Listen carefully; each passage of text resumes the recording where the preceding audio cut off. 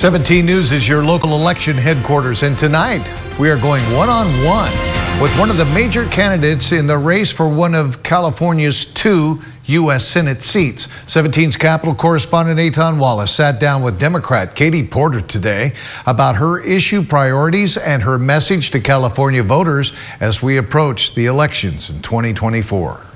The most important thing we need from our next senator is somebody who understands the challenges California is facing here on the ground. That's why U.S. Senate candidate Katie Porter says she is on the ground, traveling up and down California. During a one-on-one interview, she spoke with us about her campaign's priority to make stops in all parts of the Golden State. Rural, suburban, big city, small. It's all part of a competitive race to replace soon-to-be retiring California senior Senator Dianne Feinstein. Major Democrats also vying for the seat include Congress members Adam Schiff of Burbank and Barbara Lee of Oakland. Why do you stand out? I think what makes me different is my willingness to shake up how things work in Washington. I'm the only candidate in this race who has never taken corporate PAC money. But it's the issues facing everyday Californians why Porter, herself a single mother of 3, says she believes she's the best to serve. Among the issues she says she comes across in every community,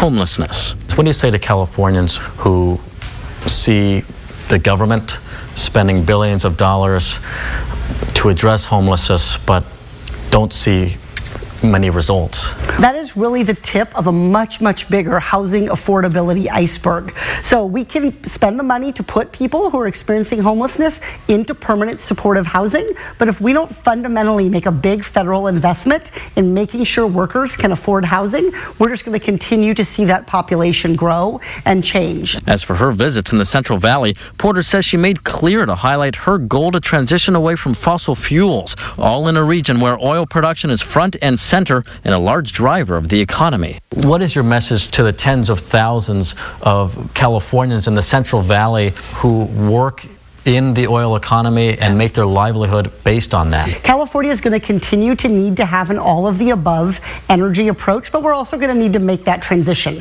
And as we do, the question is, can we make sure, as we transition slowly away from fossil fuels to greener energy, that we don't leave any workers behind? And we've seen the research on this, that when people lose their fossil fuel jobs, if we're not very intentional and don't have a strategy, that they wind up making less than they did before. We can't let that happen. Now, with less than 6 months until the March 5th primary, this Congress member, who famously uses what she describes as the whiteboard of justice to go after corporations, says her goal can be described as such: to be a powerful voice for California in Washington. And we extend invitations to all major candidates in this race and plan to interview them as they hit the campaign trail. Reporting in Sacramento, Eitan Wallace, 17 News. And to watch the full interview with candidate Katie Porter, you can just head to our website, kget.com.